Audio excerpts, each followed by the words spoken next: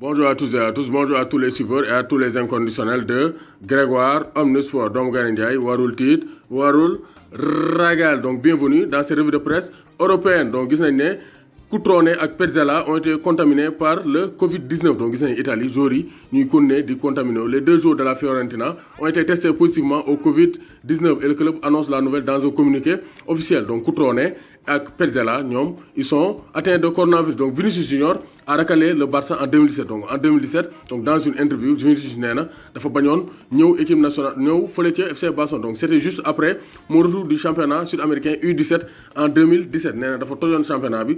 Donc le Real, le Barça ont mis des offres sur la table mais donc il a refusé le FC Barcelone. Donc c'est une quarantaine, pas une période de repos loolu la gars yi wax. Donc José Angel directeur général du club du Real Madrid donc nee na quarantaine la mais pas une période de repos. Même si dañu teg quarantaine jour bu ne na nga jéem a entraîner fi nga nekk parce que xam nañ ne saison bi mën naa reprendre à tout moment. Donc bu leen tëdd di nelaw donc foog ne ce sont des vacances mais c'est une quarantaine, pas une période de repos. Donc ku ne na ngay donc ku nekk na ngay entraîner fi nga nekk. Donc la quarantaine pour la pandémie du coronavirus a servi à Barcelone pour prendre du repos face à un moment difficile parce que actuellement gis nañ ne joueur Barça yi ñoom ñu ngi dallu bu baax a baax temps yi Barça bëri woon ay crise ay Abidal des mauvais résultats mais période coronavirus bi dina permettre ñu reprendre leurs esprits pour mën a continuer la saison au cas où saison bi continuer. Donc Benjamin Mendy négatif au coronavirus. Donc moom benn membre am benn mbokkam dafa xawoon donc dafa atteindre woon de coronavirus après moom mu isolé boppam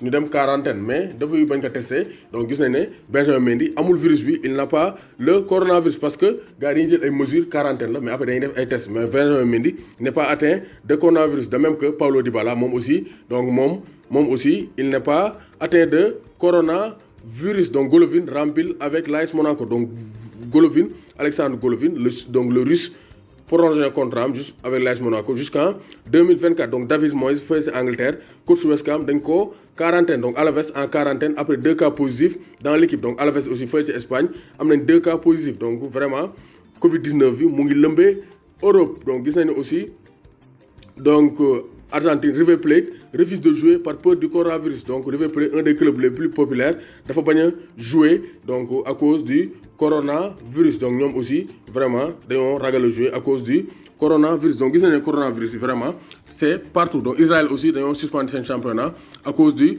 coronavirus. Donc fépp c'est le coronavirus. Donc am na benn jour italien sax doomam day anniversaire mais neen du ko mën a gis parce que on les empêche de se rassembler fële ci Italie. Donc c'est dommage ren.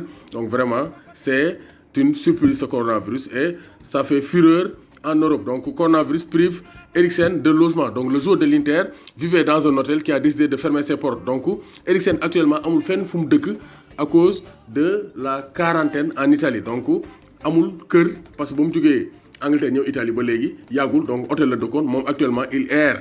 L'Inter Milan n'a pas tardé à aider le joueur et lui trouver un appartement dans lequel il pourra rester lors des 15 prochains jours. Donc gis nañ ne Inter Milan wutal nañ ko appartement d'après les informations yi circulé wutal nañ ko appartement. Donc Eriksen est sauvé. Willian actuellement mu ngi xool ndax day dem Arsenal wala Juventus de Turin parce que il est en fin de contrat. Juve ñu ngi koy cootu Juve moom loolu mooy seen spécialité ku nekk fin de contrat ñu jël la.